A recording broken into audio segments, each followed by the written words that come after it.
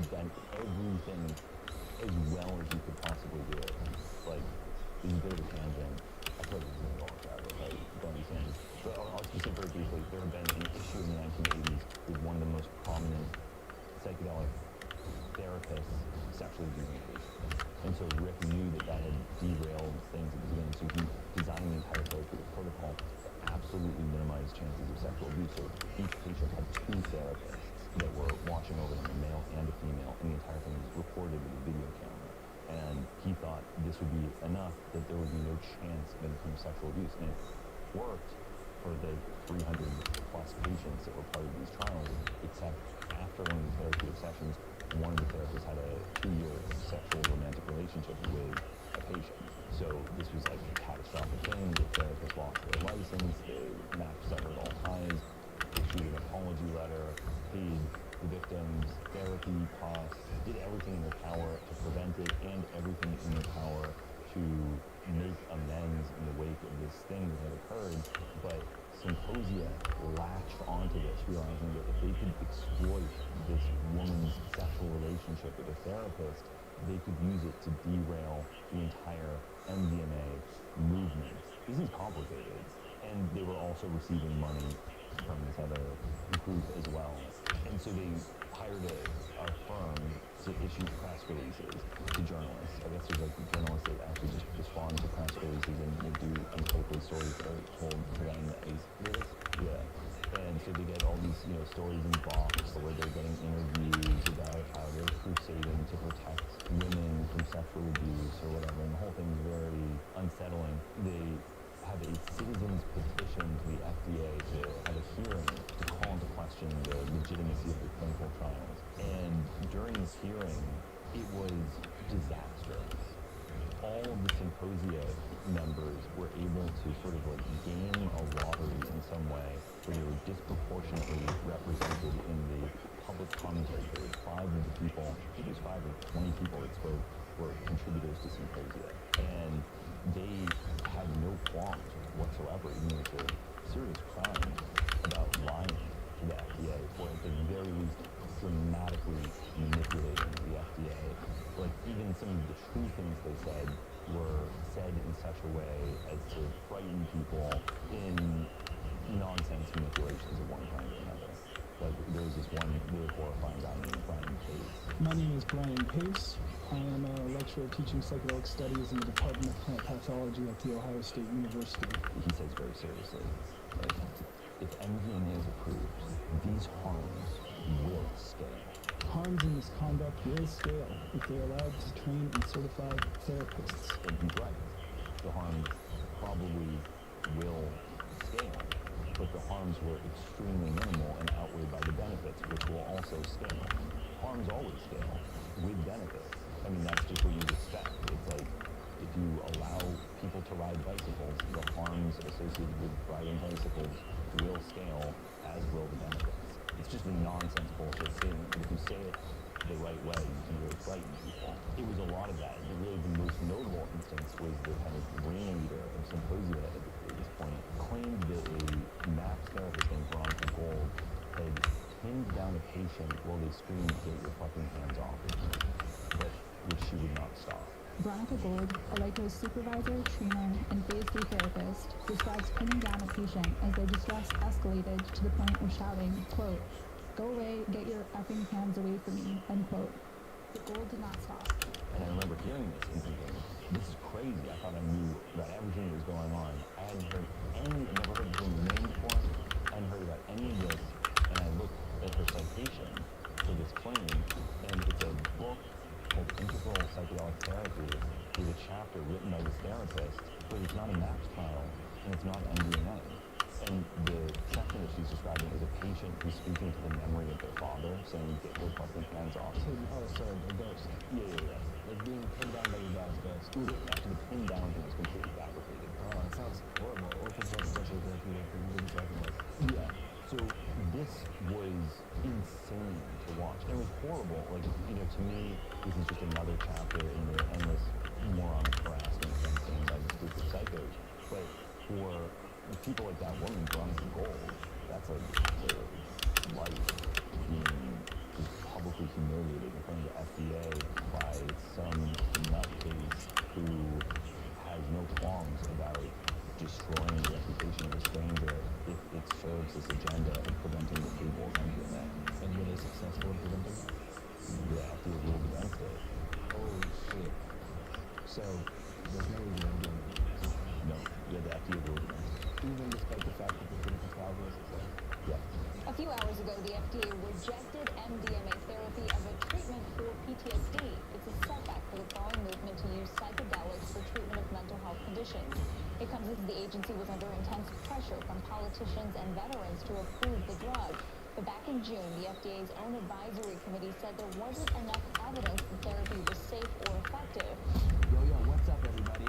As we've kind of established here, the FDA's rejection of MDMA as a treatment for PTSD has stirred up quite a bit of controversy, and of course the media has been all over it. Flies on shit when things go wrong. So I thought it'd be good to take a quick break here and show you just how quickly political messaging can fit. As we know, different outlets push different agendas, shaping the story to fit their own narratives. Which is why independent reporting matters. We here at Channel 5 are 100% committed to bringing y'all raw, unfiltered coverage straight from the streets. But before we hit the streets, we get informed using what you might ask, ground news. Ground news is a dope ass news outlet.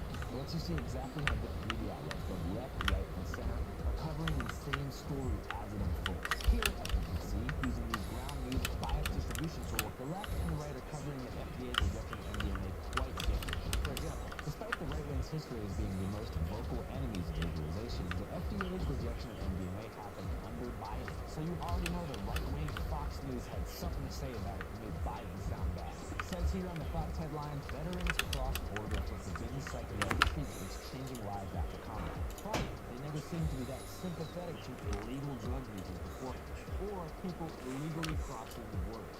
Ha! Ground news. What's even weirder is how the left, longtime supporters of the legalize it movement, is backpedaling. For example, the left-leaning Global News headline reads, RFK Jr.'s embrace of psychedelic therapy sparks mixed feelings from field experts. Ask yourself, why the media machine's doing a full 180 and get back to me later? Ground news. Something else that doesn't get nearly enough attention is how many news stories aren't actually newsworthy at all. That's why ground news shows you how many actual sources numerically are covering the story, so you can determine if the article's legit or just echo chamber algorithmic nonsense engineered to destroy your mind. Another feature we love to use, there are blind spots, which shows you the stories that might not be appearing in your typical media bubble. Come on, everybody got it. And for that reason, we all trust ground news of Channel 5 cut straight through the noise. And right now, you can subscribe for 40% off the unlimited access Vantage plan, bringing the cost down to less than $5 a month. And scan the QR code here, or click the link below to sign up. Guys, supporting ground news helps support us, which means we can keep making videos like this, giving y'all coverage that isn't watered down or dictated by corporate interests. So check it out, stay informed, and most importantly, don't let the media tell you what to think. Alright, back to it. Okay, I want to give credit to them for doing this horrible thing, but the reality, I think, is that this was already somewhat precarious. And whenever you have something that's precarious, it doesn't necessarily take all that much to shift the balance. So it was already a revolutionary idea to approve MDMA as a treatment for PTSD, and it didn't take all that much. There were other, I think, very small issues with the clinical trial. One was that they didn't record whether or not MDMA causes euphoria. It did. Yeah, there we go. So you were able to figure it out. Yeah.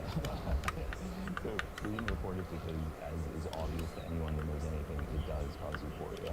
And so this, the idea was that this limited a objective appraisal of the abuse.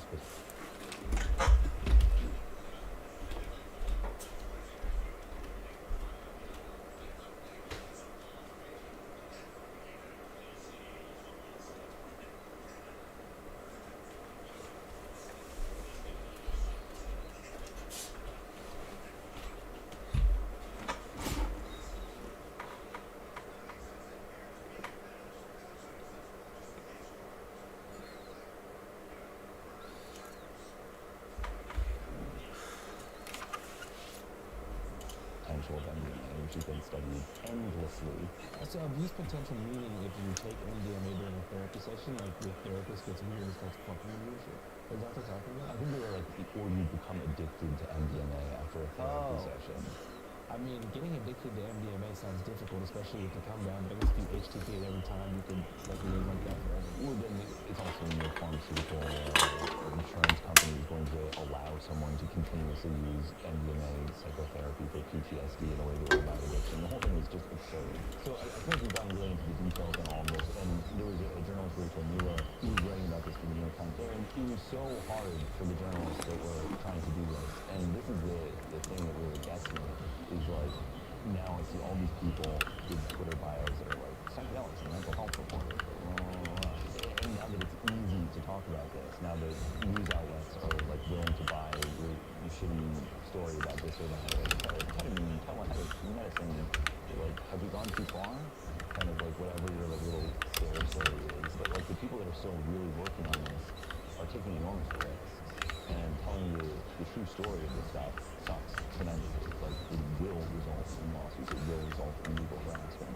And the only reason I'm talking about this publicly is because this narrative has remained almost entirely unchallenged. I mean, it's pretty unbelievable. How did you feel whenever the FDA ruled against MDMA therapy? Oh, I was so depressed.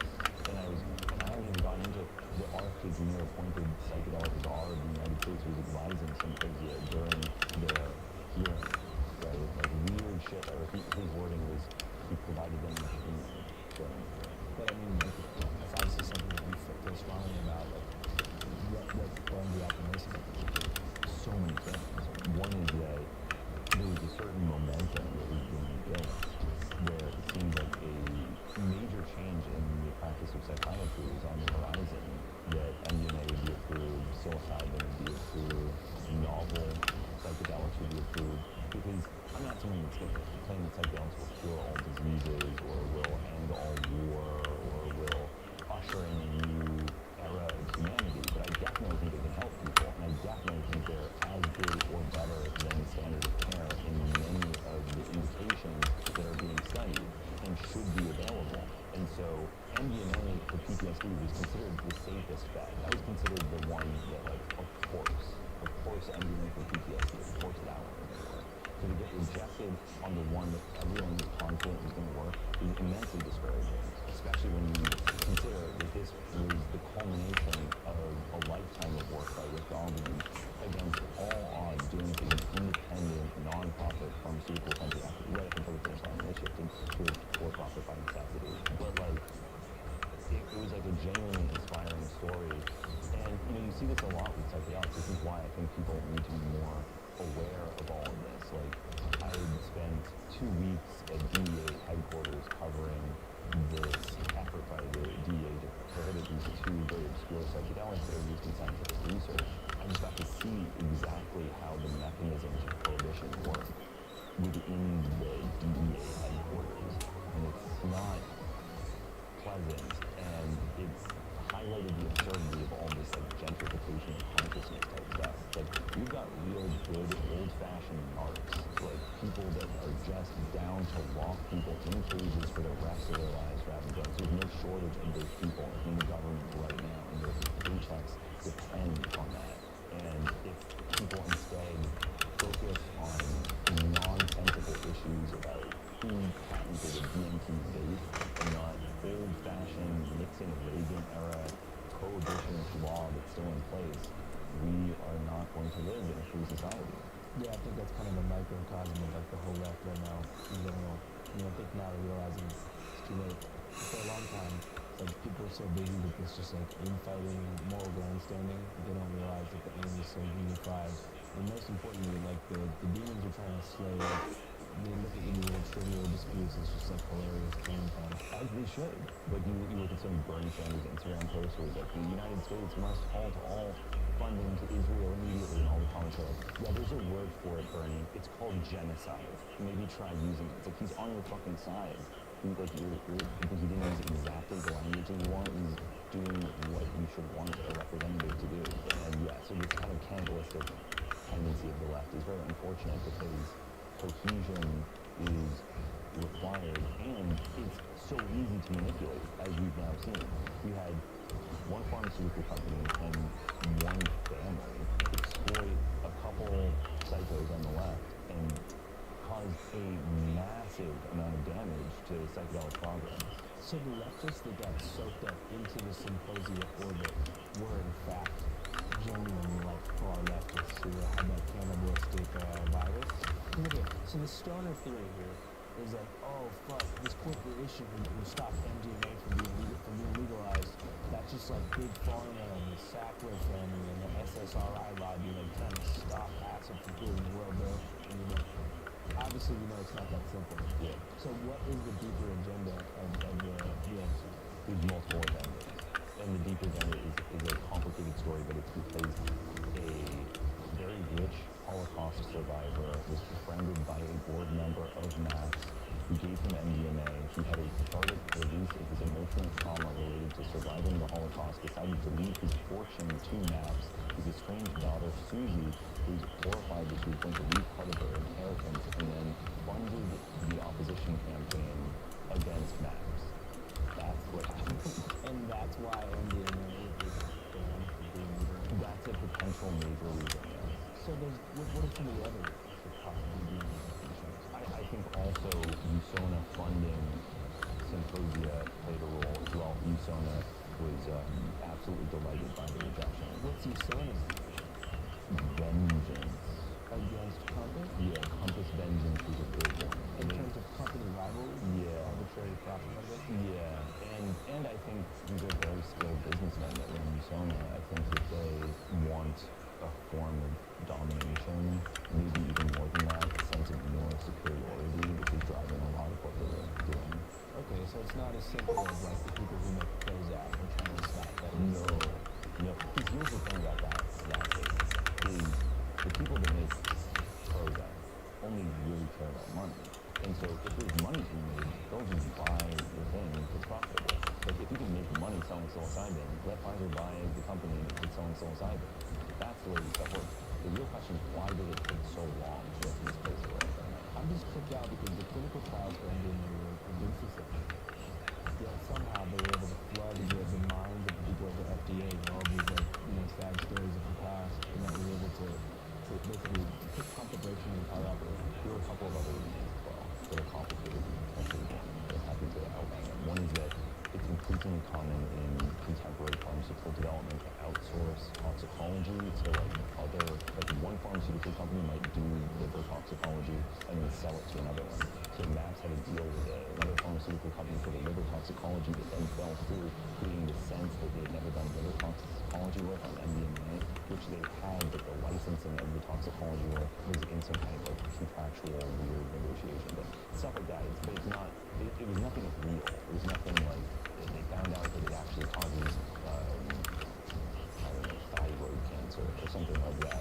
So like, I know you said that right now you're receiving some legal threats. Yes. And is this from Symposia? Is it from a pharmaceutical company? Symposia are pursuing legal threats against another journalist right now through the Sarlo Family Foundation. The Sarlo Family Foundation threatens me now as well for saying that they're an anti-psychedelic organization, and they wanted me to say that they're not an anti-psychedelic organization, they're a pro-children's safety organization. Oh, so they're like kids get it. They just love children's safety. Dude, why do people always throw up the I'm here for the kids thing? It's just like the easiest thing to hide behind. It's classic. Yeah. It's absolutely classic. My problem isn't with you and everything you do. It's the fact that these like little monolithic children unit like can be exposed to the stimulant. When I was a kid, I was seeing all types of stuff. Yeah, arguably it's not bad. I mean, arguably it's like exposure to these things can actually have a protective effect. And this is like the idea, at least in part with like childhood exposure to alcohol consumption in France, things like that. Yeah.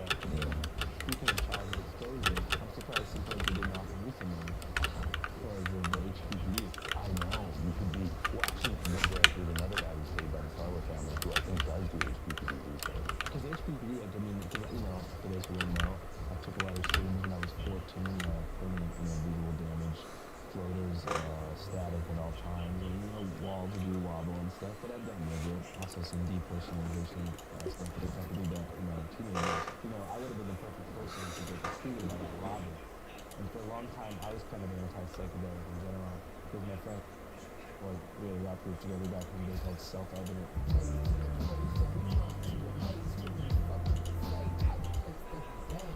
we were pretty sick. We were opening for like Stanford, Sal Williams. We were on some real hip-hop, lyrical status in Seattle at the time. We were young poets. For some reason, marijuana and led into, LSD, and I guess he had some underlying schizophrenic genetics. And he just lost his mind. He was homeless for the next 10 years, got no work studs. And so between that and HPPD, I was like, all right, I'm going to put the psychedelics to the side. Instead, I started drinking all the time. And now I'm like, damn, that's not good either. So in a dream world, I would have waited until I was 18 to begin taking psych. Right, and I had a very, very similar thing happen as well. I was with a friend who had a psychiatrist while we were living together, and it was terrifying, absolutely terrifying. And it took me a long time not to think that you're playing a game of Russian roulette every time you consume a psychedelic, because it just seemed what appeared to be one of the worst things that could possibly happen to her. It's only now with the benefit of hindsight and also having read epidemiological analyses of the incidence of psychosis among psychedelic drug users, which doesn't differ from the general population, that I'm realizing that they act as a stressor for certain vulnerable people the way many things can, right? It could be moving away to go to college. It could be getting into a car accident. It could be a new job. It could be breaking up with your partner or whatever. But a psychedelic experience can be a very, very powerful stressor. I mean, it can make you feel like you're dying. It can be insanely frightening for people. And some people are close to the edge already, and that can be what it takes to drive them over. So I am critical of a lot of anti-psychedelic reporting because I think it's not constructive. But I also think it's totally destructive not to acknowledge harms. And I think it's good to talk about harms because then you're just going to talk people up in a different way if you never talk about HPPD or you never talk about potential difficulties associated with it. I think with HPPD, I mean, you probably know more about this than I do, but the numbers that at least existed, I think, in the brain spoon analysis in the 90s was like 1 in 50,000 or something like that. It was considered very rare. They had two different types, right? There was like type 1 and type 2, where like type 1 is like transient occasional flashbacks that aren't disruptive to functioning, and then like type 2 is like continuous visual distortions that are highly disruptive to functioning. And they said that the latter type was like something like 1 in 50,000 people. I don't know if those numbers have subsequently been changed. I've heard it's like 1 in 20. 1 in 20? That's when they have lasting inability to function due to visual Not distortion. inability to function, but have the presence of multiple HPPD symptoms, according to Dr. Henry. Okay. That seems like a lot. I mean, and I guess for people listening to this, again, I'm not trying to diminish it. It's kind of like when someone says, I have depression. And it's like, okay, or like, I'm depressed. And it's like, do you feel sad? Or do you meet the diagnostic criteria for major depressive disorder? It's not to say that feeling sad isn't a big deal, but like, the kind of crucial letter in the HPPD acronyms definitely would be like that it's a disorder, not that like you look at a bathroom floor that has like a repeating tile pattern and it looks a little weird for a second, or you look at some Venetian blinds and you have a moire pattern that's like a little bit weird for a second, like something that actually interferes with your ability to function, which as I understand it, you do experience that. Yeah, but I mean more so like in the onset, when it's first happening to you, like accepting that your perception has changed. It takes a year or two, or even more for some people to be like, oh my god, this is I see now. I can't believe I see like this. And is there anything, you said there was a derealization, is there tinnitus or anything like that as well? What's derealization and depersonalization is typically kind of like in the second or third year of it. But yeah, I always figured like, I never really talked about it because I didn't want to seem like I was super anti-psychedelic because I've seen it have such positive impacts on people around me. But have you, heard about any effective cures for it or anything? No, I haven't heard of any effective cures. It would be interesting though to see. I could name a million things. I've heard people talk about benzodiazepines. Obviously, I don't think that's a good strategy. It'd be interesting to try like a drug that blocks activity at the receptor that psychedelics bind to. There's one called ketanserin. There's another called pimavanserin that are relatively easy to grab, and they're also like very easygoing substances. Actually, are like really nice for sleep. You need to get into it. Yeah. For real? Yes. Like how fast? Could I get it for you? Yeah. Probably 2 weeks. So you can just get shit. I have ketanserin. I've done self-experiments. I also have pimavanserin. Oh man. So but you can just get stuff. Have you done Maycon? The lab that I worked in had a biology doing thing. They really joke about it. I've never done it. Doesn't it reverse? Are you doing it? You can do that. Special Hollywood powers? That's a reputation, it's a big Clinton Foundation. Yeah, I mean, I'm pretty sure they got a headquarters nearby. It's easy to make. That one's great. Yeah, what's the deal? If everyone's so obsessed with the green film, why is no one making a green film? Yeah, I mean, if you did it, you kind of need to buy them. Yeah. Now, as far as like the hardest psychedelics to make, in general, as far as synthesis goes, what have you had the most difficulty with? Oh, yeah. I mean, I could go on about, but, I mean, there have been quite a few psychedelics that I have tried unsuccessfully to make them. I mean, that's a big part of it, is I really like the challenge of making new weird things. And a big part of the fun for me is like pushing the boundary of what can be made. So here's stuff like, you know, the chemical in salvia, salvinorin A, can be modified to be even more potent. So I did a little Dude, salvia is fucking horrible. You like salvia? I love salvia. Shit. As the salvinorin A coursed through my blood, I reached a state of bliss I never knew possible. Oh, it's clean. Oh, man. You're a seasoned veteran of this game. So, okay, anyways, you feel like we make salvia strong. But I've loved salvia from day one. I'm a lifelong salvia. And so, I mean, that chemistry is not so challenging, but it does have some interesting quirks due to different stereotypes in the salvinorin A molecule that are making the ethoxymethyl ether or salvinorin B. But the main thing is I've been actually working on this documentary about the quest to create the world's first tellurium-containing psychedelic. And this is just about broken me. It's been a damn nightmare. Like, getting interviews? Or Making it. Okay. Yeah, it's like I've been working on this since 2023, trying to make this drug and filming the process, which I dramatically underestimated because I had a lot of success at the beginning when I was first trying, which made me think that the whole thing would be really easy.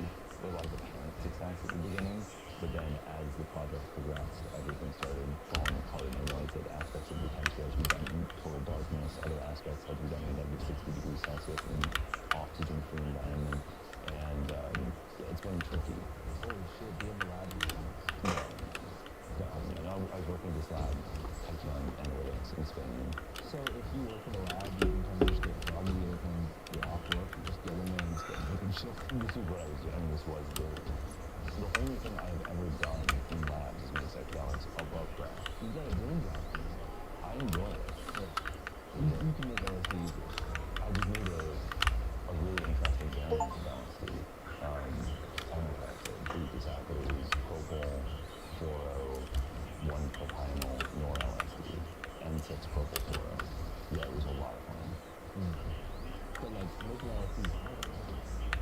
Is that for you, is that just like the evil shit, right? This is actually like an interesting thing of like, what does it mean for something to be hard to make? Like, I remember reading this thing for forensic drug chemists, and it was like a number rating scale of synthetic difficulty of like, is it harder to make PCP than to make fentanyl, to make heroin, to make whatever? And the reality is like, hardness is so much dependent on environment and all these other things. Like, one of the main things that made LSD hard to produce was difficulty obtaining the precursor materials, but that's actually gotten quite a bit easier in recent years.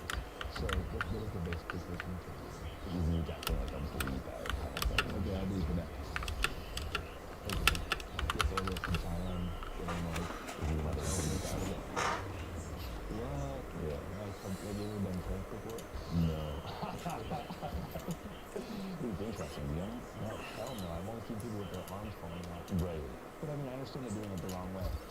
Actually, that's something I wonder about. Because normally, when you see like the crocodile type stuff, it's like the issue is people injecting substances that are impure dangerously with non-sterile needles and things like that. But there's actually evidence that xylazine is intrinsically dangerous and causes tissue necrosis even when administered under medical circumstances in animals.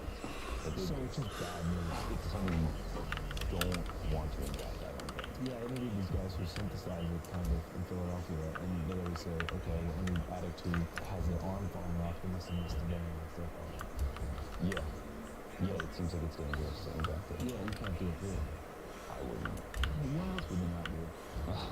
I mean, most of the stuff that people do regularly, I think, is a little dangerous. It's kind of weird how if you say, like, weed tried a drug called 2CT7, everyone was just like, you're crazy. But if you smoke cigarettes and drink alcohol every day, people are just like, whatever.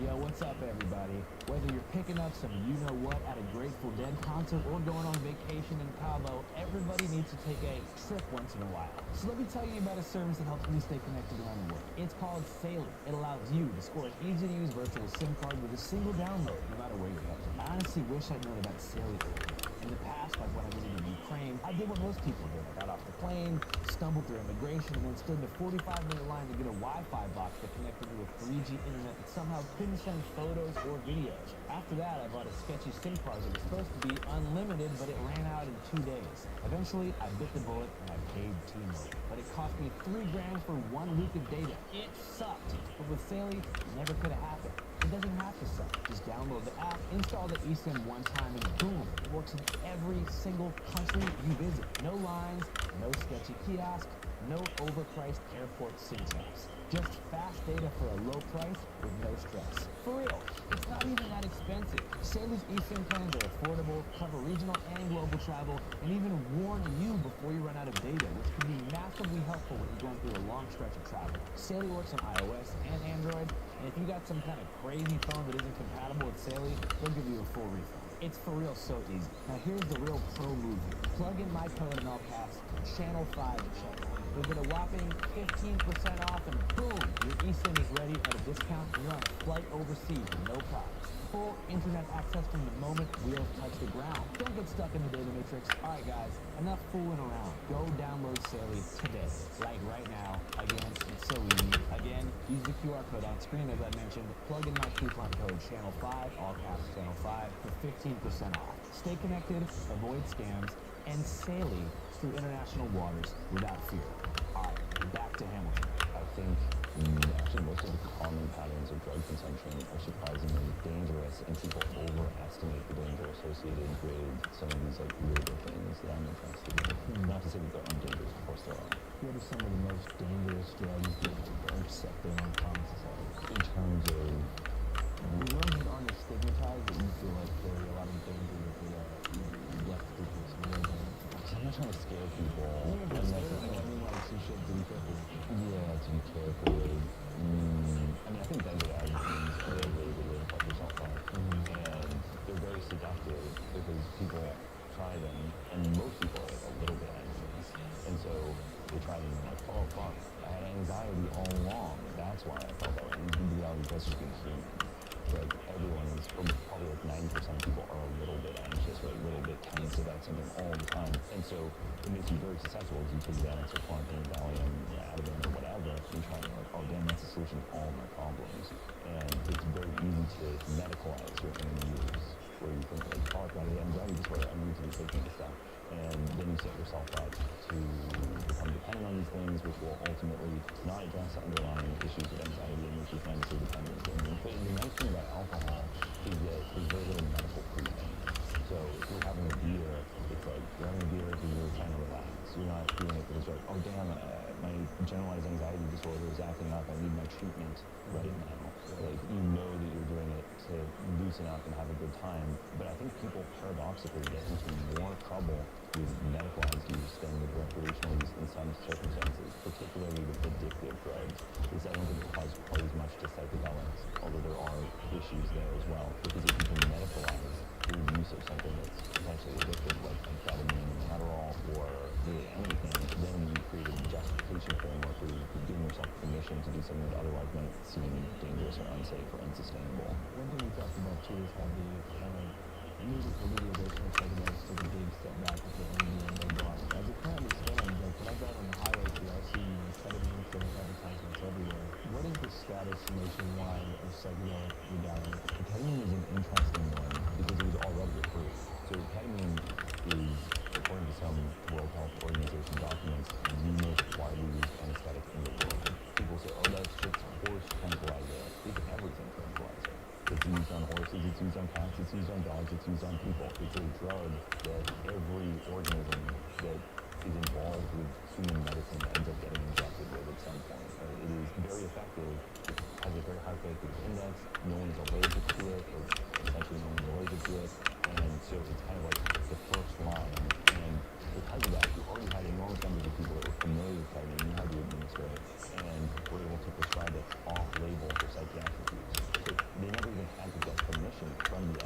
do this because a physician can use a drug off-label if it's already approved. Then, subsequently, they also develop an FDA-approved antidepressant ketamine formulation, but the majority of those clinics that you see advertisements for are not using the FDA-approved formulation. They're using off-label ketamine preparations. So, is LSD legal anywhere? No, it's not in the United States. They are in some states, yeah. In like Denver, Colorado. I think they're decriminalized in Somerville, in possibly Cambridge, Massachusetts, and in Oakland, I believe, as well. And you run into a bit of a cannabis type situation where if something is legal in a city or in a state, there's always the great concern that the federal government will retain the ability to indiscriminately raid people if they so desire, which is what used to happen in cannabis clinics and cannabis dispensaries. You think all drugs should be legal? Yeah. And that's not to say that all drugs are safe.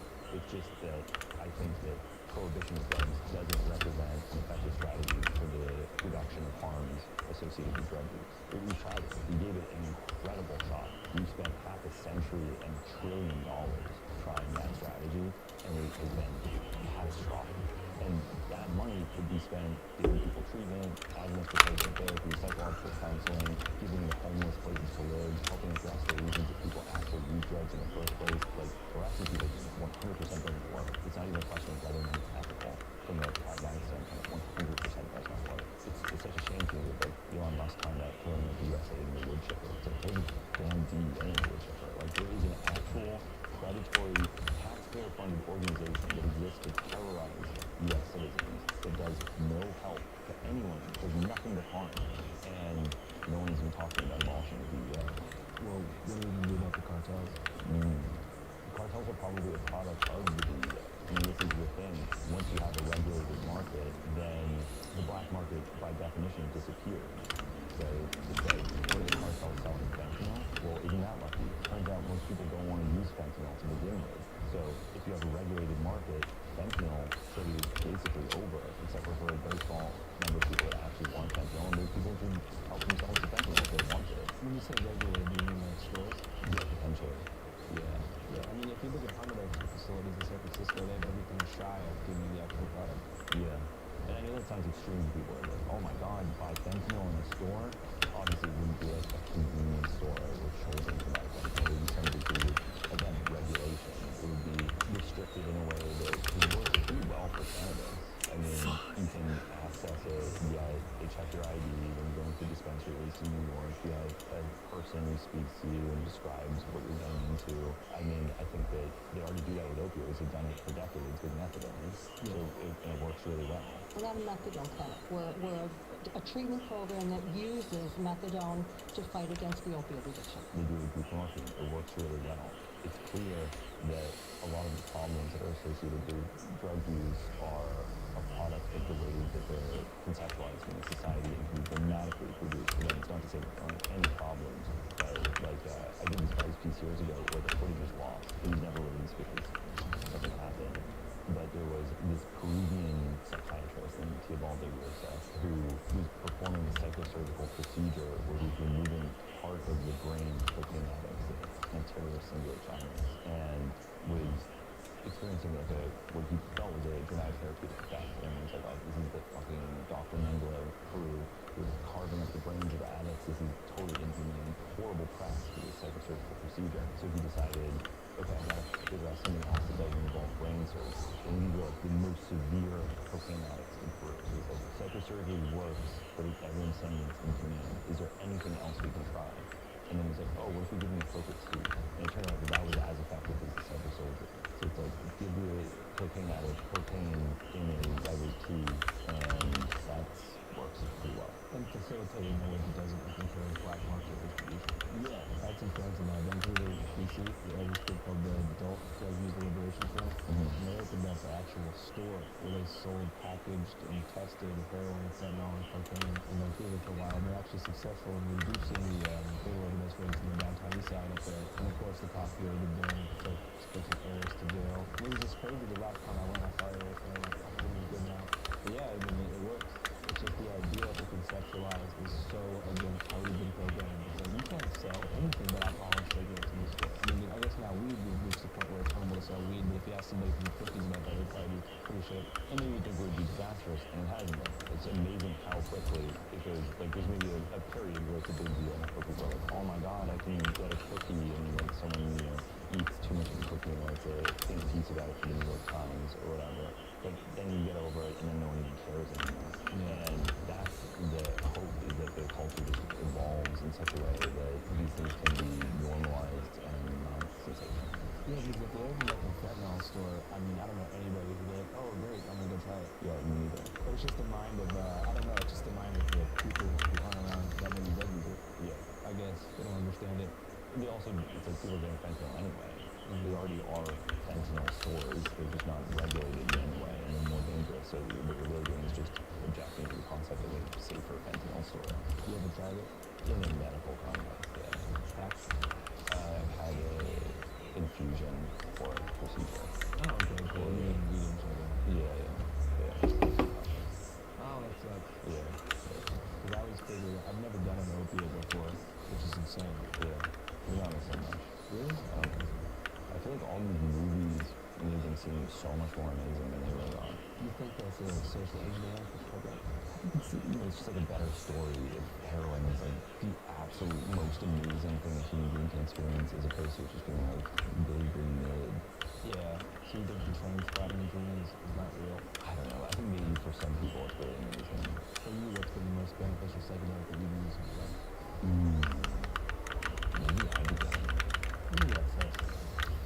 This tree, well, I began itself as an alkaloid, but there's a Central West African tree called iboga that is the foundation of a syncretic Christian religion, where they think that the tree of knowledge of good and evil in Genesis is iboga. And they have this intricate mythology surrounding this plant that's like half Christian and half part of the, I guess, traditions of Gabon.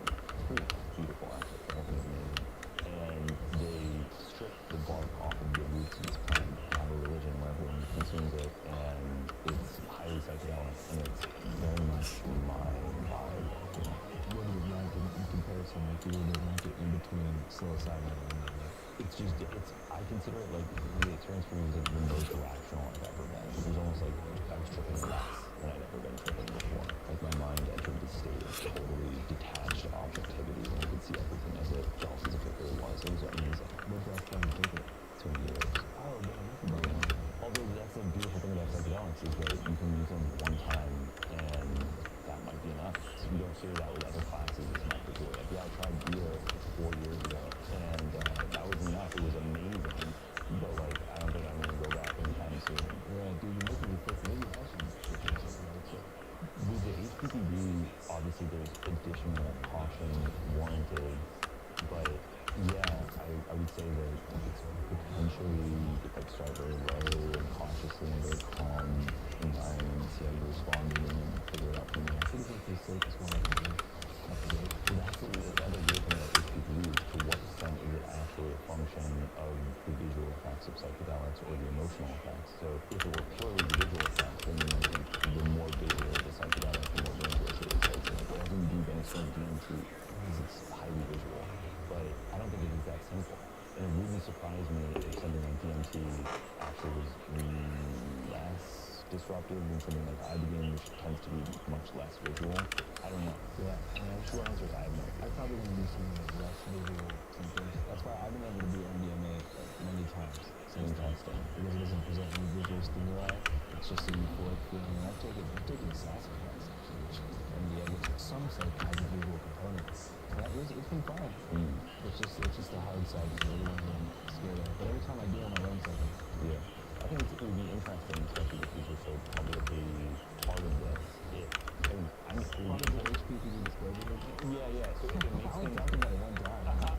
But I hear people mention you talking about it, like, Andrew has why don't you usually talk about that? And so if it made things worse, not that I would want anything bad to happen to you, but it would be good to know that as well. And if it made things better, that would be awesome to know. And of course, it would just be one data point in all the different people that have it. But so I'm not suggesting that you should. But whatever happens, it would be probably good for people to know. Yeah. I'll definitely document it. I want to try that thing that you mentioned first. The one that said you can get me in 2 weeks. Yeah. Depends. was also thinking they're in like a pretty unique position because you introduce so many unique ideas and new substances that people may abuse if they, if they don't do it with the proper supervision or care. I feel like you have this unique thing going where people can like blame you for things going wrong in their life. Oh, definitely, yeah. You know? And even with a tiny bit of reason, there is some legitimate responsibility at play, which is why when people say, what is your favorite, or what is the craziest, there's always these superlative questions related to drugs, and it makes me a tiny bit uncomfortable because I know that if I say, ibogaine is my favorite, or whatever, that then it becomes an advertisement for that particular substance. Sometimes literally, like I've seen people cut up interviews that I've done and post them on Instagram to advertise ibogaine clinics or whatever. So that is a reality that I've seen. Or even for me, because I'm so interested in obscure drugs that no one has heard of, I know that if I talk about it during this interview and I say, I'm going to tell you about how amazing epoxymethyl ether or salvinium B is or whatever, which by the way I've never tried, I've only synthesized it, so I can't tell you that it's interesting, but I do suspect it's very interesting. And then people will want to talk about it, and then there's a responsibility associated with that. I wrote an article years ago for Vice about a chemical methoxetamine, and after that article it became a big thing. I wrote another article about a chemical 5-bromo-DMT. After that article, people started selling it. So I've seen that happens. I know that happens, and there is an associated responsibility. How do you grapple with that? Just gotta be cautious. And part of that responsibility is not even people necessarily hurting themselves. It might be their drugs becoming illegal. Most of my life I've researched a drug that I don't even typically talk about publicly because I don't want to draw attention to it. So it's not just about glorifying it, just even mentioning it's legal in its life. Yeah, because not so much. I would say that the greatest catastrophe is prohibition. That's the most realistic thing that can happen with these things, and it takes very, very little. Like with this recent DEA ruling of these two drugs, one of them, VOC, had been implicated in one death without a clear causal relationship. It was found in a dead person's blood. The other one, they couldn't provide evidence that a human being had ever consumed it, and so they were depending entirely on Reddit. What's the real deal? DOI. No one's ever done it. There isn't a peer-reviewed scientific or medical paper demonstrating that human beings have done it. People have reportedly consumed it, but there isn't a single paper, which might sound weird to people listening to this one, but that's actually a pretty low bar. Like if you said, Hamilton, prove to me that people have done cocaine, I would have no difficulty proving it with lots of scientific studies that show people being arrested with cocaine in their blood, and drug tests that show the presence of cocaine in hair and urine, whatever. With DOI, they have never been able to even demonstrate that human beings have consumed it, let alone abused it, let alone that it was a public health risk. And just Reddit comments were the basis of the government's decision to place this in the most highly restricted legal category, which for DOI is a terrible, terrible catastrophe because this is like one of the major drugs used in psychedelic research by actual scientists. So it's almost these sort of like ridiculous setbacks that are being leveraged by people who don't know what's going on. Yeah. I think about responsibility too sometimes. Like I used to always say when I was first doing interviews and podcasts, don't get a job, just quit your job, just hit the road, it will figure itself out. I always felt like people would email me sometimes and they'd be like, hey man, I was so inspired by that interview, I just broke the lease with my apartment and I'm hitchhiking across the country. I'm like, Jesus. And if you die or something, you get picked up by serial killer and get your head chopped off. I don't want to be the guy that did that. Yeah, exactly. You also don't self-censor. A lot of the real to your feelings.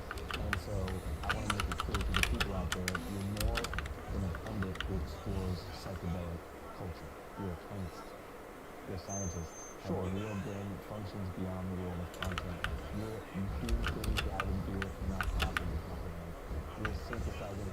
You told me that you can read every element of periodic table. You asked me if I could read every element of this, and then I said that I could, but I'm not even sure what that question is necessary. It means that you the name of them for. It means that you're not, I just trying to make it clear that you're more than the drug doctor's advice. You have a very broad career and you've done a lot of cool stuff. Yeah, but I also don't mean that, like, it makes it sound like I have some kind of elite stance on this sort of thing, which I don't. I think that cultivating a informed relationship with these things is totally possible, but I appreciate this from a cautionary Yeah, well, you just had such a high profile. I mean, first when you went to HBO, like, you were straight up on TV for 20 months. Yeah. And I just remember seeing that shit and being like, dude, I wanted to be you when I was younger. I wanted to be on a bike. Yeah. And I was so greedy. I wanted to be somebody with a life story, 3 action Bronson, Mighty Matheson, like people like that. Yeah. actually didn't talk about Vice very much. If you look at Vice on YouTube, there's like this big narrative that has collapsed, it was sold out. I'm not really a Vice favorite, like, Yeah. I think that they made a lot of really, great content, much of which you were a part of. But obviously there was a financial collapse of the company that occurred, I guess, sometime between 2015 and 2020. You left in 2021, kind of on the heels of that collapse. Yeah. Looking back, before you left, what do you think caused the fallout and kind of the disintegration of the company?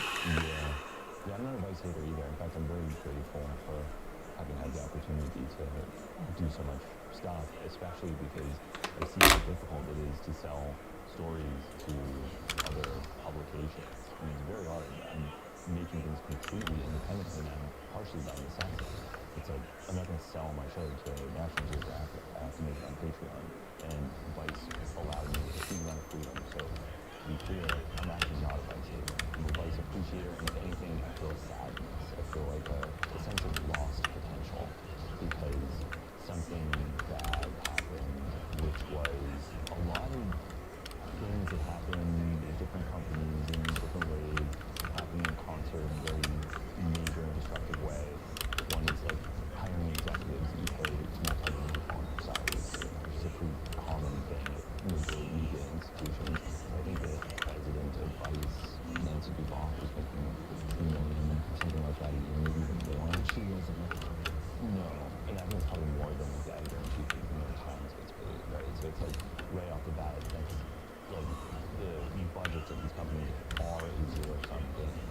And if you pay the CEO at the millions of dollars, that's money you're not paying for journalists. And ultimately, you need to support people who are being tasked with risking their lives to tell stories and taking these enormous risks on a daily basis. So part of it was coasting on the coolness of the early 2000s where they had a bad habit of underpaying people significantly, which was fine, when I was 21 or something like that. Like, oh, yeah, well, we're going to pay you for this magazine article, but, we can't pay you to do this video, but, like, we can allow you to make the video. Like, that was kind of the way a lot of stuff was at the beginning, where they would come up with some little way of shortchanging you, but it was so fun to make these things that it was easy to say, all right, fuck it. it's like the hippest thing around. So you're thinking like, all right, even if I'm going to pay for this particular piece, I'm still going to be able to build my profile and maybe make different bags that do different hustles outside of this. Right, and when you're 21, it's really easy to manipulate people when they're young because you have that feeling of, I'm sure you have this as well, where we talked about this before, we all got some breaks where they're like, oh, we can just use it for mic stand, we can just find someone else to be an Andrew, right? So that's the game that all these people love to play, where they want you not to represent their own work. And, it's like, oh, well, you want to go to the Amazon and get paid? Well, there's someone over there and they'll probably go for free. So you can play those kinds of games with people, especially until they recognize their value. And that was part of it, overpaying executives, underpaying the people who are responsible for carrying the company. My show was, depending on exactly what metric you looked at, either number one or number two between my show and Thesis and Merit. And instead of really investing in supporting the show, there was a lot of resistance. They also did let me get away with a lot of crazy stuff, so I don't want to sound too ungrateful because there is part of me that recognizes that there was something really cool about the entire enterprise. There was that. Then there were, of course, culture war type, cancellation type issues with a lot of the executives at the company who had built their brand on being ultra edgy and partying hard and selling advertisements by having sex with executives and having there was a lot of press about the non-standard workplace environment. I never really saw that much. I mean, people definitely partied, but it wasn't like lines of coke in the bathroom, people banging, crazy. No, definitely. That's what I thought it was. Yeah. There was a bar inside of the New York office, though, right? Yeah, but everyone was working so hard. Like, I mean, I don't really drink, so it's not that surprising that I never drank a single drink at that bar. And I don't think I know anyone that did. It was just there was a person. Yeah, and yeah, maybe someone who's touring could go get a drink at that bar, but everyone else is probably so stressed about getting whatever it was they were making done that they weren't even thinking about having a good time. So that was part of it. There was a massive campaign to destroy them. Once once the story of someone's destruction becomes a story in and of itself, it has this sort of self-sustaining, destructive effect. You see this actually a lot on YouTube, where like someone almost becomes more famous for their disintegration than for who they really are, and then people just keep making videos like having these kind of high guns and Also Brendan Schaub, I don't know if you know Brendan Schaub's another one. They just fucking tear him apart. I mean, it's kind of happening with Will Smith right now. I'm not sure if you saw his recent freestyle. I have not seen it. Oh man. This is the bounce back. Here come the bounce back. He's on this sort of hip-hop revival VR run. It's really bad. And I fucked with the Fresh Prince of Bel-Air. So it's really hard to watch. But I know what you're talking about when someone who, when they're like the ukulele apology lady. Toxic thoughts and trade, jamming down the tracks of misinformation. Right, and it's like all these people like Brendan Schaub or Ida or the ukulele apology lady, I only know them because of watching people attack them. That becomes the spectacle that overtakes whatever the thing being commented on actually was. So there is a lot of schadenfreude and glee associated with their downfall, which I also understand. Right, it annoyed a lot of people. There was a kind of grating element where, going back many years, you could tell that there was an appetite for destruction. Well, they're the coolest. And you can't be the king of counterculture for too long. Because it's all about new, young energy, right? I mean, if they would have just corporatized and stood on it, I don't think there would have been such glee about the downfall. But they were just like, we're going to sell out entirely and we're just going to become like absolutely nerd out and cool. But Vice was at the top of the food chain when it came to like countercultural content. So I feel like everyone's like, oh, Vice. It's only because they're really doing it. Like you'll just see that, and I think that because they weren't paying journalists a lot, you have two really dangerous things happening at one time. You have high cultural capital on the underground, but kind of some resentment being harvested on the grassroots level within the company. Yeah. Those are the two worst things that could possibly collide. Yeah. Because people from within are like, yeah, we're cool, but you know these fucking dudes who are up top are cool. We're actually the cool ones and we're not getting paid. That's how you see, and we don't have to cut this out, but it's Eddie Huang, he made a whole fucking movie about Vice stuff. Yeah. And I'm like, I don't know, man. There's been so many people milking like the Vice sucks thing. Yeah. And I'm like, I still see stuff on Vice. I'm like, this is tight. They made the documentary about us for All Gas No Breaks after the Vice had sold out the high executives. I can't believe I just fucking died for that. It's not as if they're not making anything open anymore. Yeah, it's also weird because a lot of what made Vice so good was, at least for me, the hands-off approach. That there was very little bureaucracy and micromanagement of what I was doing in a way that would have been totally impossible. I got away with some crazy That's the shit. second time you said that. What is the most heinous thing that you were able to get away with on a company dime with? I mean, I made a episode of my show that demonstrated entirely how to make MDMA from start to finish. In Like a tremendous, tutorial. I wouldn't call it a tutorial. It was documentary work, but it showed in tremendous detail exactly how MDMA is made. And the entire time I was doing it, I was thinking, am I going to get away with this? Am I just going to actually televise the entire process in exquisite detail? And the answer is yes, I got away with it. And I made an advertising campaign for the show that ran in the New York subway system, which also showed how to make MDMA, and just told people that it did it. And that was enough. And how easy is it to synthesize it? Depending on how you do it, it's pretty accessible. And there's a way that became popular that's very accessible. You like it? Not really MDMA itself, but I like simulated drugs. The come up is terrifying. I've always felt that. Yeah, I find that. Like earth shattering, like all the blood in your body hits your head, and like, how would you describe with ornate words what it's like to get hit by the MDMA train? I find it very unpleasant. But for me, the feeling is that I think I feel like a little bit of shame associated with drug use, believe it or not. And there's always this feeling, especially with weed, I'm like, oh, I'm being lazy. This is hedonistic and excessive and unnecessary, and I shouldn't be doing this. I should be working. I should be involved in something that's more purposive and productive and constructive. And there's something about the come up with MDMA that makes me feel like I've just done something really irresponsible. where I'm like, oh man, really? Like, is this really like the thing? I need to do that now. I need to go into a flood of intense euphoria, and I have stuff to do, and this is going to potentially interfere with the stuff that I have to do because maybe I'll be emotionally destabilized and feel sad in the wake of this, and isn't that irresponsible? And so I have that kind of stuck in this like cycle of regret usually during the come up. Yeah, last time I did MDMA was a thing in 2019. I had this juggalo in the tent next to me named Gary. And we knocked on my RV and he's like, hey man, you want some MDMA? I got these mini rocks for you, right? And so it gives me three, I thought they were half a point each, right? And so three passes. So I get three, I'm thinking it's a point and a half. So after I take them, Gary comes back and he's going to lose it. Andrew! He's like, there's actually 2 points of MDMA in each of those. And I'm like, fuck. So I know I'm like, I'm not going to throw this up. I have 6 points of MDMA left in my bloodstream. So I walk out into the outer fire burning and it just hit me at one time. And the next thing you know, I'm butt naked. I don't know why I'm sweating so hard. I jump over the trash fence and the Bureau of Land Management was just tackling me and throwing me over the fence. So I was like trying to find my girlfriend and he was like, what's wrong with you? And I was like, I love you. This is my day and that was stuff. You know, I was just saying crazy shit. And, you know, I was like, why the fuck? I've been here for 2 weeks. You know, just saying shit like that.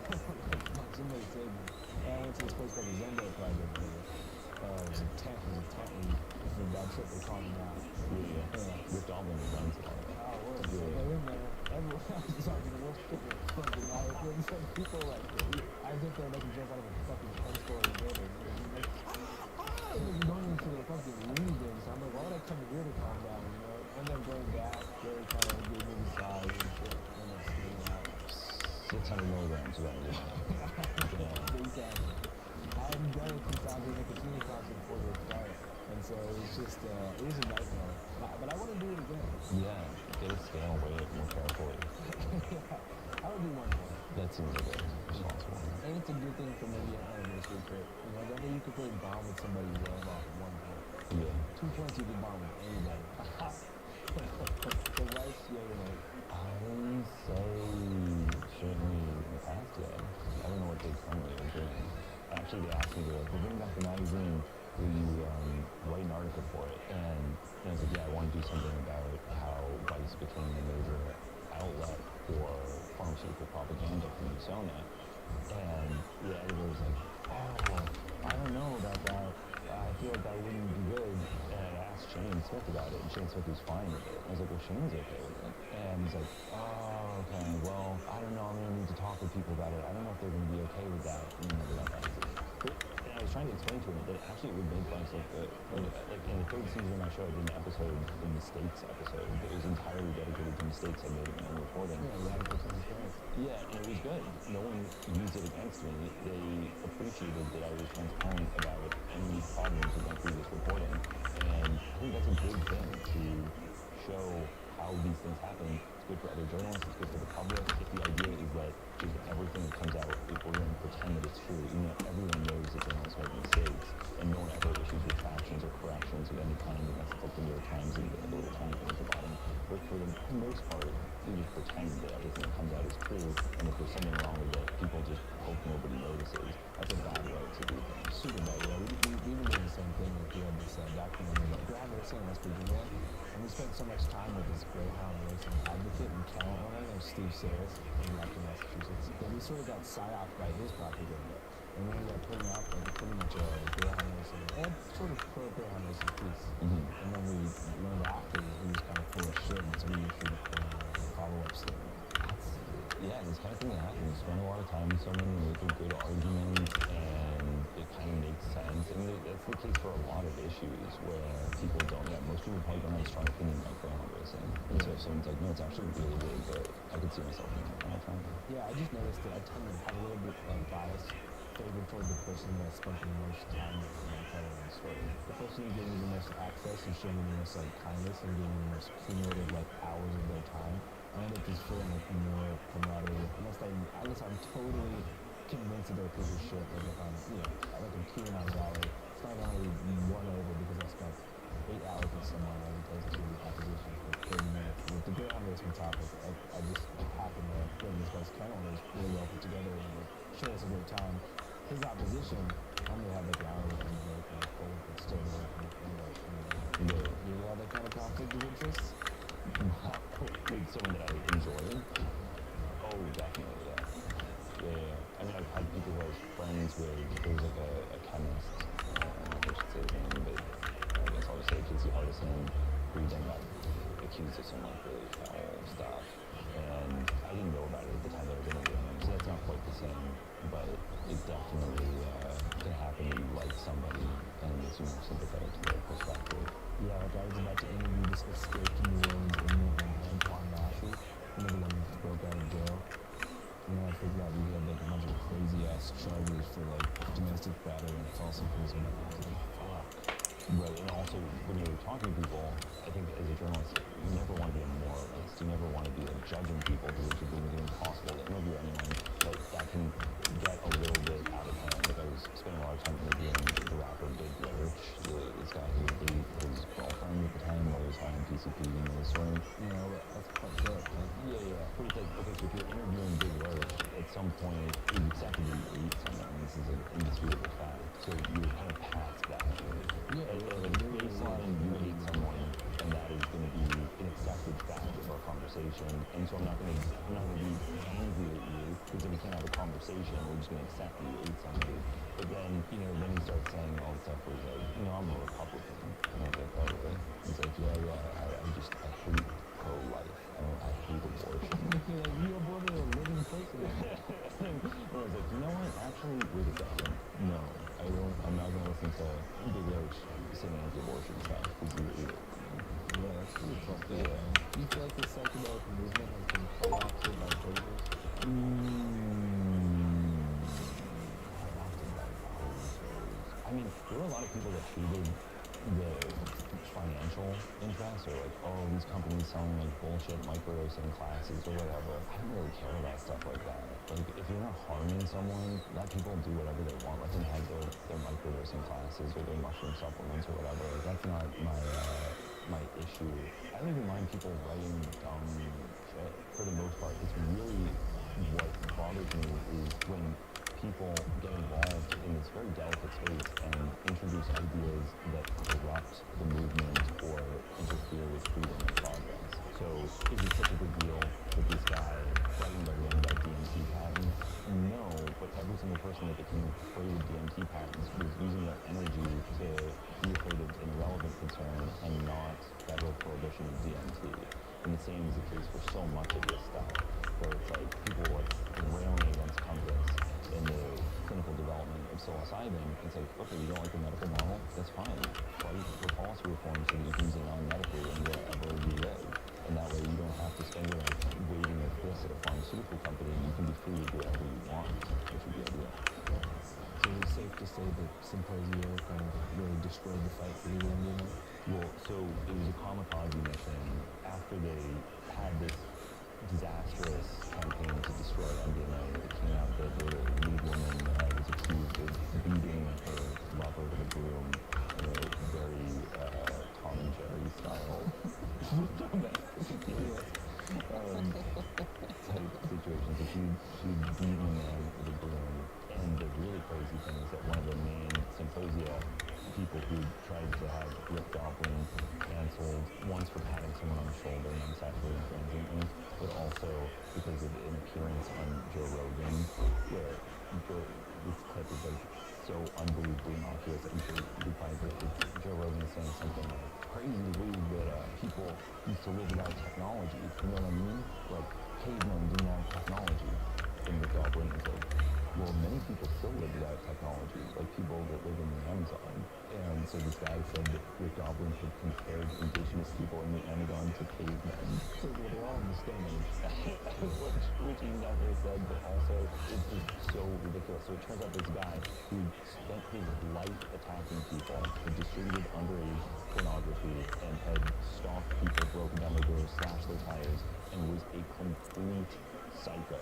Like, I'd been harassed by this person as well. They harassed everyone, and they had been actually, I think it's actually more interesting. Symposia had always been careful not to say that they were officially a member of Symposia, just an ally of the group, which makes you wonder how much did they know all along. I think it's almost more suspicious that they arbitrarily made a firewall between themselves and this one ultra psycho person. So one of the people is pretending to be indigenous and was outed for lying to the FDA and leading her boyfriend to the boom. The other one distributed underage revenge pornography and stalked ex-girlfriend. The other is living with his wife, who is a co-worker, which I think is ethically questionable. And the other dedicated her life to trying to destroy an indigenous man who she had consensual sex with, but could only get New York Magazine to publish it because every other magazine wanted to speak with the person being accused. New York Magazine is the only publication that lacks enough standards to allow this to be published. And one of them, I don't know, is probably just gonna be like a freelance psycho harassing people on Twitter. And those are the core Symposia members? Yeah. Those are the people that stopped MDMA from being legal for use for PTSD therapy? It's almost inspiring if it weren't so horrible. It's fucking insane. Yeah. It was a small number of, and I've known a lot of these people for years because they were always part of the psychedelic world. They were kind of like the feckless, dumb people who didn't really have anything to contribute, and then they came together and became immensely destructive. Hi, Hamilton. We know each other, but my name's Brian Pace. I'm with the. You get the microphone to him of all the people in the So I'm at the Center for Psychedelic Drug Research and Education at the Ohio State University. I'm also the politics and ecology editor at Symposia. I think that one moral of the story is just how much damage a group of psychos can do. Like, they really kill everyone because part of it is that people are doomed. Like, people that have stuff to do are busy. They don't want to be in a Twitter war with crazy people. Like, right now, if this interview comes out, they're kind of destroyed at this point, although maybe this would be enough to get them back on their feet. But they have allies. Shayla Love at The Atlantic will write an article about how I'm a misogynist for criticizing her reporting. It will then be amplified by a finance blogger named Josh Hardman, who works with the patent attorney who frightened people into thinking that DMT vapes were threatened by patent law, who also frightened people into thinking that hand-holding had been patented in a completely absurd thing that even was repeated by John Oliver. So these people all, and then they have others, who's Olivia Goldberg-Stack, she's an ally of this group, who's a part of the so-called entrepreneurship of psychedelic negativity. She'll, maybe write an article with someone named Katie McBride. She's also part of this, like, I'm not saying that they're like a conspiracy where they're all working together. There's just a kind of weird cluster. They do know each other. And then there's Michael Pollan's publication, Microdose, which is also engaged in also passive-aggressive coverage and elevating Symposia weirdly, but attacking people like me in subtle ways whenever they can, amplifying lies that people tell them. This is Michael Pollan's official newsletter, actually. I think he just doesn't watch it, and it's being run by someone who's got Sunday morning cartoons playing in their head. And Symposia is this. You have the number? Yeah. I'm gonna read that. So Symposia is a useless group of paid activists trying to throw wrench reason for no reason. Yes. What's their reason? With money? To prevent sexual No, that's a smoke. What is their real reason? He got paid reportedly, in censor this, but reportedly $185,000 by Susie Sarlo. And that's not including the money that Bob Jesse paid them while he was part of the board of directors of Sony.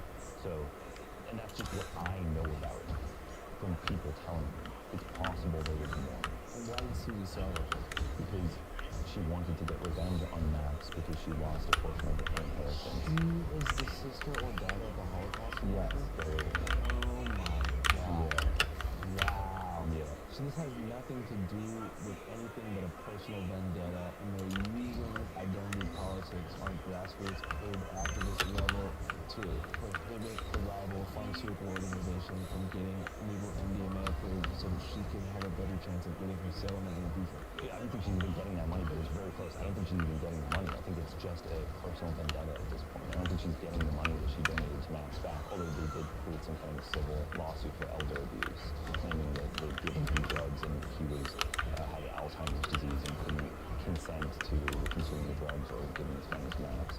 I actually met the woman who was accused of elder abuse at the Max conference, and when I say no, I don't think She doesn't beat up old people with she guns. doesn't seem like the type to strike anyone with a gun. I wouldn't beat any old people. Alright, so what are we going to do about these people? What's the plan? How are we going to take them down? What can the people in the world do? 5cast leaders to destroy these bastards. I guess just be aware that anytime you see some psychedelic kind of frightened over something that seems like it might be bullshit, take that possibility very seriously and ask yourself, why is this really an issue? Like, if someone at a USONA-related company is telling you that you need to be afraid that some pharmaceutical company patented a combination of MDMA and Viagra, ask yourself, why should I be afraid of that? What is how is my freedom being reduced by this? Who is going to benefit if this is prevented? Why is this an issue?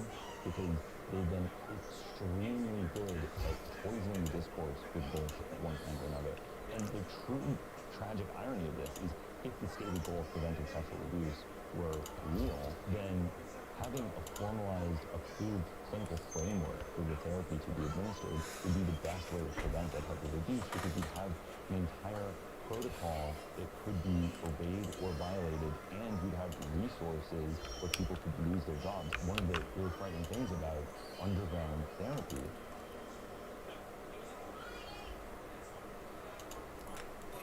Hold up.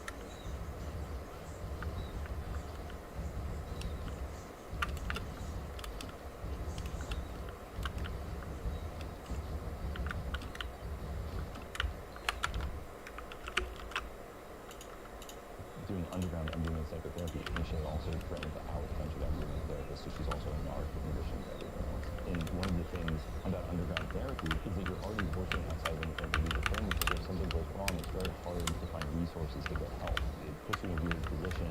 We say, hey, I was doing this underground MDMA therapy, I was taking this drug illegally, and this therapist actually like spooned me, and I think it was inappropriate, and what should I do? Like, the cops are just like, okay, are you accusing them of assault? Are they drug dealers? Like, they're not gonna try to adjudicate whether a therapeutic transgression had occurred. They're just going to figure out whether or not it was a drug crime. So in their like stated quest to prevent sexual abuse, all they did was prevent the creation of a framework that would have real accountability and a protocol to prevent the very type of abuse that they claim to be so dangerous. And they knew that if they could find an example of sexual abuse in particular, with how incendiary that stuff is in the press, that'd be the best shot they had at dangerizing that. Yes, and they even the one who was distributing underage revenge pornography would go to participants in the trials and try to coerce them into saying that they had been brainwashed by maps or that they'd been abused. So they would take vulnerable people who had a PTSD diagnosis and would tell them that they were crazy and that if they didn't think that they had been abused, it's because they had been brainwashed. Right? This is insane that they did this, and I know one of the women who underwent this kind of like post-therapy abuse from symposia where they were trying to convert her to being one of them and saying that she was a victim, and it completely fucked with her head because you have someone who has PTSD, which is an extremely serious disorder, who then receives this experimental unapproved treatment, has a miraculous recovery, but you have issues with trust. Then a stranger comes to me and says, hey, you think you got better from PTSD? No, you've been lied to, you've been manipulated. The whole therapeutic recovery that you thought you experienced was just brainwashing by a cult, and you actually weren't healed at all. That's a really good way to fuck with somebody's head, and it had an extremely negative effect on the woman who was a victim of this activist group who were supposedly trying to help victims. It's crazy to think how outspoken this group was about like progressive causes, like pulling every identity, cultural thing they could possibly think of and try to make the other side look bad. Because it works. That's the other thing. It's like they took a page out of the book of Usona as well, of like, oh, we'll say we're a non-profit, then we can do no wrong. Non-profits are very much capable of harming people, and non-profits are very much capable of doing creepy things with money. And I think that people need to be very careful. These organizations, and even like you're saying, like paid protesters, or like it's like almost uncomfortable talking about this because it feels like it buys into every conspiracy theory. But the point is that this kind of thing really does happen, and it was one of the most horrifying and destructive things I've ever seen. And basically, not a single journalist wrote about it.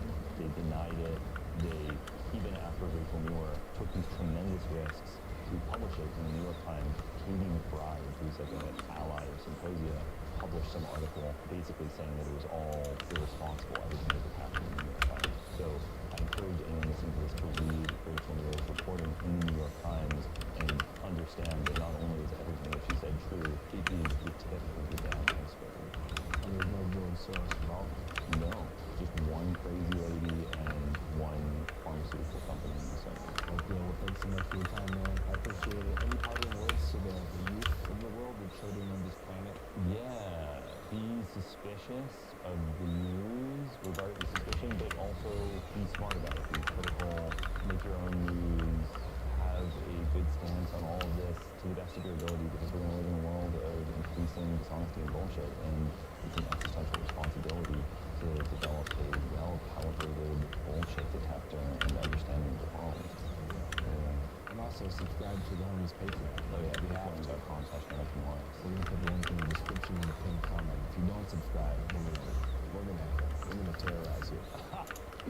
Thanks, man. Yeah, thank you. Hell yeah. I hope I asked some big questions. I love it. It was great. Channel 5 Live Worldwide, holding the line. Fuck the authority. Channel 5 News. Channel 55. We don't fuck with pastors. 5 is the best number. Hola, mi nombre es Andrew Callahan y hoy estamos en una ciudad que se llama Eagle Pass, una ciudad en Texas muy... There was like one group that 100% successful from people. Guns N' wasn't huge. It was like 150 people. similar stories which I find interesting, which is they go and they see their timeline and they see their ancestors and in some cases their predecessors are going to be in the future.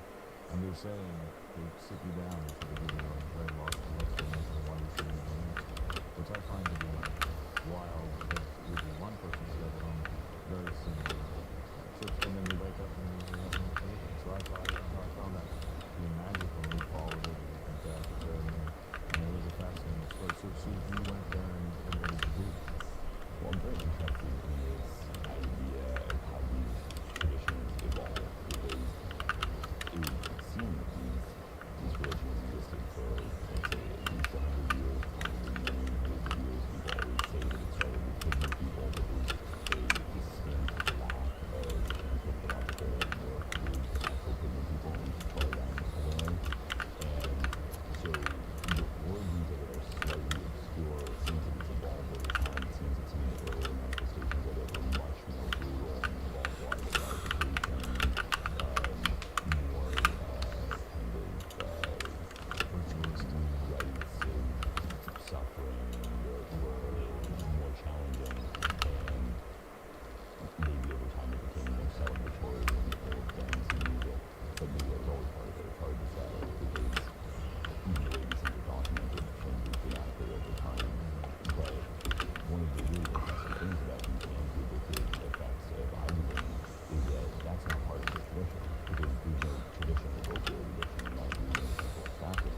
That was discovered by a dude in New York City, and there was a heroin addict in New York City named Howard Lotsoff, and he was interested in tripping on an unusual psychedelic. That was pretty much all there was to it. He was a heroin addict and he wanted to try a weird psychedelic that a friend of his had, and he tried it. And when he came down, he realized he hadn't used heroin and he hadn't gone into withdrawal. And crucially, that the way that he even thought about heroin addiction, and suddenly it just seemed death-like and unappealing, and he didn't want to use it anymore. And realized that this was a miraculous thing, and which it is, he dedicated the rest of his life to pursuing this medically. He filed a patent. He became the #1 ibogaine evangelist. But what's really interesting is, as he's doing all of this, gradually opioid problems do develop in Central West Africa, primarily through the introduction of tramadol from India. They would press ultra-potent tablets specifically for this West African market, and people became very addicted to this opioid tramadol. And so what I found so interesting is how the tradition in Gabon is evolving to accommodate the introduction of opioids and the new phenomenon of opioid addiction. So this thing that was originally from Central West Africa is modified in New York City, and then those modifications return to Central West Africa. I find that kind of stuff beautiful. It is, and it's fascinating. Now, obviously, that begs a lot of new questions, because if you have a seemingly, I mean, it's not a large case here of human data, but if you have a seemingly successful drug that can get you off of one of the most addictive drugs that people can't get off, why would we, and I get the idea to the Schedule 1 and big pharma, but okay, if there's money to be made by getting people off of heroin, you would think that there'd be some sort of push to make that a security. Oh, absolutely. And there is. And I think a lot of it has to do with shifting over to window. And this happens in all sorts of ways in medicine. It used to be the case that the idea of injecting the drug, unless it was absolutely 100% necessary, was something that a pharmaceutical company would avoid at all costs. They would put many people on it. So the idea was that is the absolute last resort. You may not even want to develop a medicine at all if it needs to be injected. But then suddenly, drugs like Humira and biologic medications for inflammatory disorders become massive,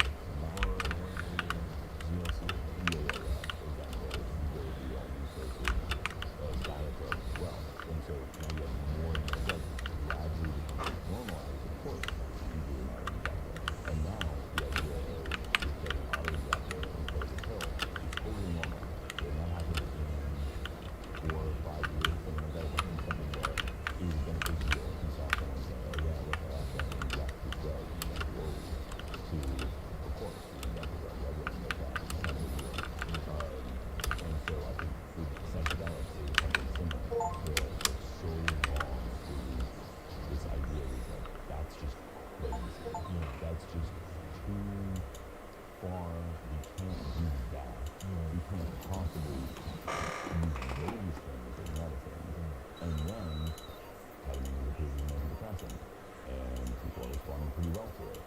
There's some problems, but overall, seems like it's working. Seems like patients like it. Seems like our culture is tolerating it.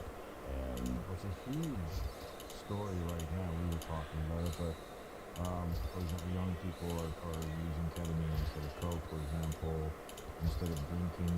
You know, it's sort of the drug of choice for raves and stuff. Maybe give us a little history of, because everybody, you know, it's horse tranquilizer, but to me it's PCP, but give us a history of A, where it came from, and B, how it got to sort of, you know, the ubiquity that it has now.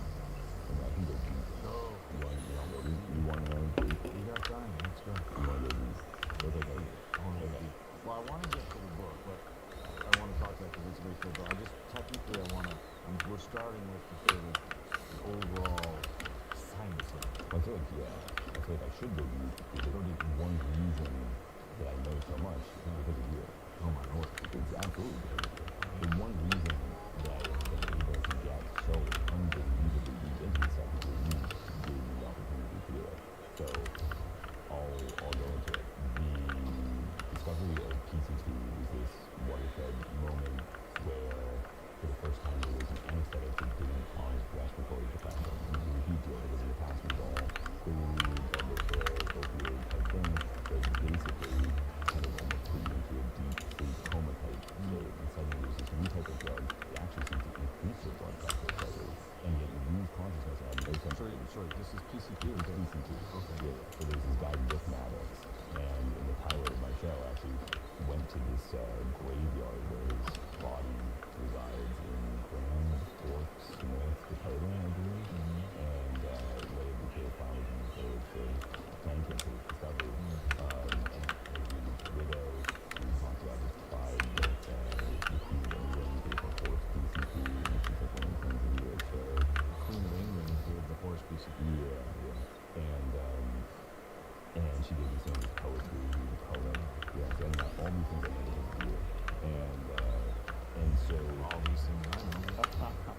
and so this was a huge discovery, but there was a problem, which is that it lasted too long.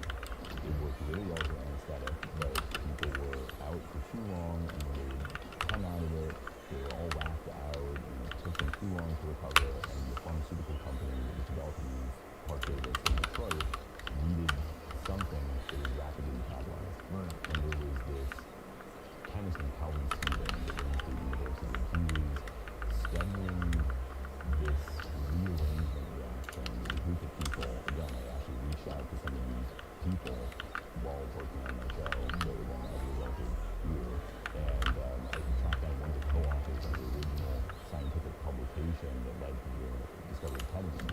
And So hold on. Ketamine came from PCP? essentially, it's in the same chemical class. It's not directly made from PCP, but it was part of this initiative to create drugs of this nature. And both were tranquilizers. Yeah, and one of the people that discovered ketamine, I was telling me about it, he'd never heard of ketamine. And I was like, oh, you should really look this up. Like, you worked on the discovery of this molecule that is now described by the World Health Organization as the most widely used anesthetic on Earth. And in response to it, says, like, oh wow, it's very interesting. Like, I'll have to look into it. How did he not know? I had no idea.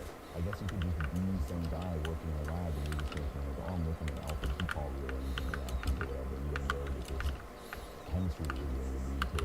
They basically rearranged PCP, it became K. It was like, great, good work, it all comes out here. And then meanwhile, it becomes K all over the world. Yeah, so they discovered this thing, they developed it, and they realized that ketamine solves a lot of the problems that PCP had. It's very rapidly metabolized, so instead of lasting for hours, you're in and out of ketamine in less than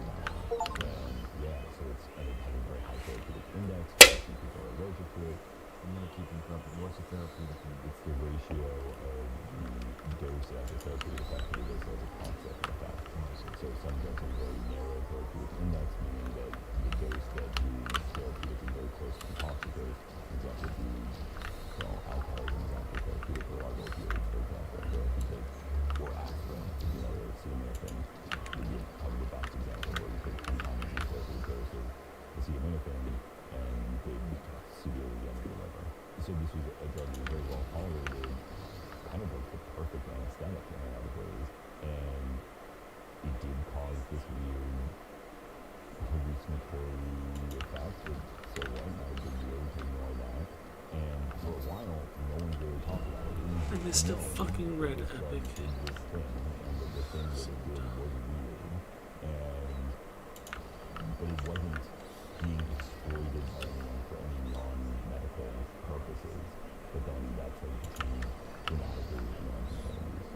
Yeah, I remember it was very funny. I remember mostly in the UK, you go like Glastonbury or whatever, and TST was a big deal, and MDMA, and then all of a sudden I kept hearing about this K. Like, oh, the K is very lush. Everyone should have been this K holders. And you're like, yeah, I don't want to go to it. And it seemed scary. And then, boom, it was everywhere. Not boom, but like, Yeah. what's the popularity? Why did it become like an ubiquitous thing? Well, that I don't fully understand, because I think that in some sense it's the least social drug you could possibly imagine. Right. It numbs touch, it makes movement difficult for many people, it makes communication extremely difficult. At higher doses it makes you completely unconscious and unable to communicate. So it's not a drug that really makes sense to me as a social drug. It makes a lot of sense to me in our current climate as a sort of pandemic era drug, where everybody is isolated and disconnected and atomized and working remotely and afraid of each other and in the middle of campaigns of social separation of one kind or another, and afraid of everything. And you take this drug and go entirely within yourself. It makes a huge amount of sense now, but as a for our current culture, it seems like it's kind of the perfect. So let's talk about some of the news, although it's not any of the news. K is now become super popular, and I want to talk about its use for like treating depression. Yeah. And then we talked a little bit, which I want to go into about like MDMA for PTSD. Yeah. And you gave me a mind-opening lecture on 2CB. 2CB. Yeah. Okay, let's start. What do we still have? We'll go more deep on K. Or we can have another. Let's just separate if you will. Okay, so we got K. That becomes kind of like a party drug. Has some bad What's up? side effects. I was thinking of moving you to the bed after this one because I knew you'd be mad. This game's very addicting. Yeah, I'm coming. Not in a classical sense, the way opioids are, but some people What? develop weird relationships with it, where they use it. Let me finish this run. Super common, but it definitely does happen. Okay, so that gets married. So there's now. Let's get into this because the rave culture brought it out in Texas. I'll probably die quick.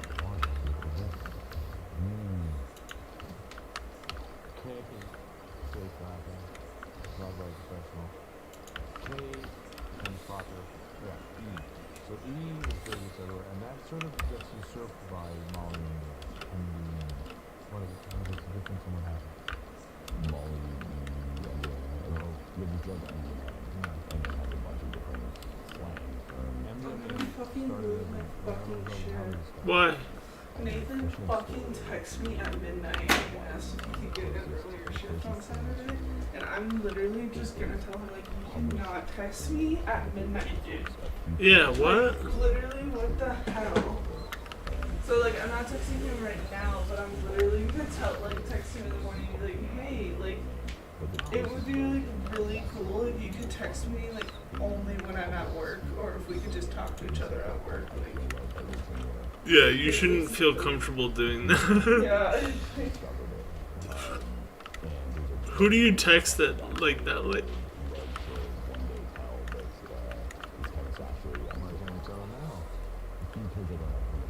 I love you.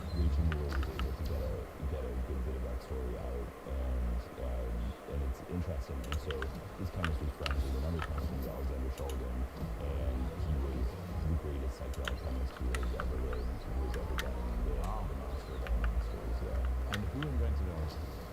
Albert Hoffman. Yeah. And it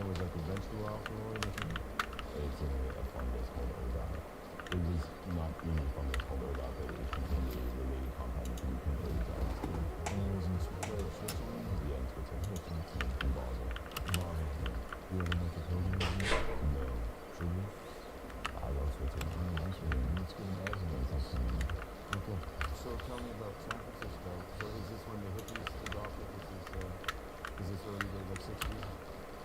It's more like 70s. I think that this is starting to happen in the early 70s. And so this guy, Alexander Shulgin, is the ultimate greatest psychedelic chemist in the United States. He's a chemist. Yeah, he's a chemist who used to work at Dow, leaves Dow, and builds a lab in his backyard, and starts doing completely independent research, partially with money from the profit of a insecticide, or snail killer, that he invented called Nextran. And he becomes one of the early investigators of these environmental compounds, and he's one of the first people to really realize that there's something special. Because that in and of itself is actually something you can't always know with certainty that will happen. That somebody will try a drug and recognize its potential. Maybe they just don't like it, maybe they don't take a high enough dose, maybe it makes them feel weird and they say it's not worth it. But he took it and recognized that there was something really interesting about it, that he was doing something that wasn't like other drugs. It had things that were kind of similar to amphetamine, and maybe kind of similar to psychedelics in certain ways, but it was also its own thing. It was essentially its own new class of drug. And so he started showing other people this drug, and an underground community formed to use it psychotherapeutically. And there was a therapist named Ray Beck who came out of retirement after trying it and dedicated the rest of his life to distributing it to other people. For what? Couples therapy, maybe some early versions of PTSD, maybe for the betterment of well people.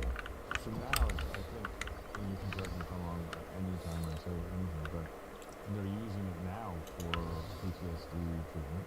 They were trying, they were developing it for that purpose. And these were really long. So they spent 40 years. So at the beginning, of course, like all drugs, it wasn't illegal. But then people started using it. It gained some popularity.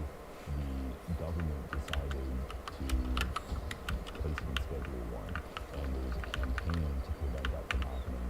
There was a guy, Rick Doblin, who was actually selling MDMA to pay for the legal defense to prevent it from being prohibited. And all the experts came together for this massive battle of the DEA debating whether or not people should be allowed to use MDMA medically. Everyone was more or less in agreement that it should be controlled. I literally just told him.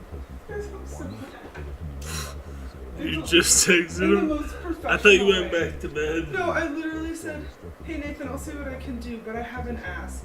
I don't take work texts outside of work, and your text was sent at midnight, so my ask is that we don't communicate in text anymore. If you need something, you can call the store when I'm at work, and I sent a smiley face. Boom. Because I'm like, bro, yeah. Check your fucking self. Like, get the fuck out of here. Fucking kid. I think that's fine. That's a hard boundary to set right there. Bro, Yeah. what are you doing? Or it's not like even it's a hard boundary to set, it's just like the way I said it is pretty clear. We don't communicate in text anymore. Yeah. I don't take work texts outside of work. And you're the only fucking person who texts me, and you just text me at midnight. Like, that's not chill, bro. No, literally, and I even told him, I was like, you just sent this text at midnight. Like, we're not communicating in text anymore. You just sent a text at 2 a.m. Yeah, and then I sent it at 2 a.m. I'm like, yeah, fuck you, bro. You have more school tomorrow? I have work.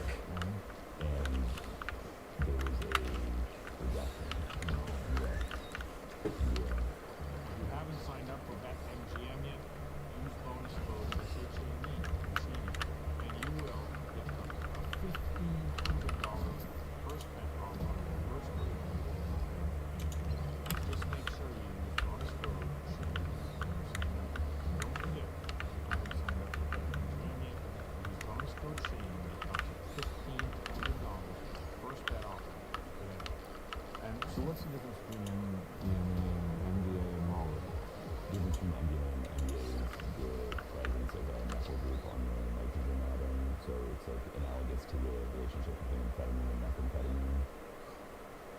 What's the difference between amphetamine and methamphetamine? again, I'm not going to fund it. Yeah, but okay, It was actually much less. methamphetamine to me is stronger than Right, there's a lot, but a lot of that is cultural. It is slightly stronger. They're not, I mean, I've tried both. I don't know the necessarily I can tell the difference between the two of them. They're very similar drugs.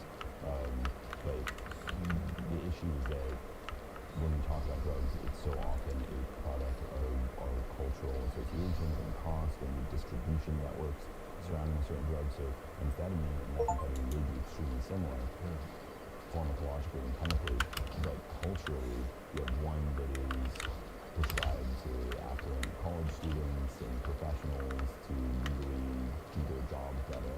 The other that is used by impoverished people who buy bags containing large quantities of pure crystalline material and smoke it. So even though they're pharmacological, meth or ice versus Adderall.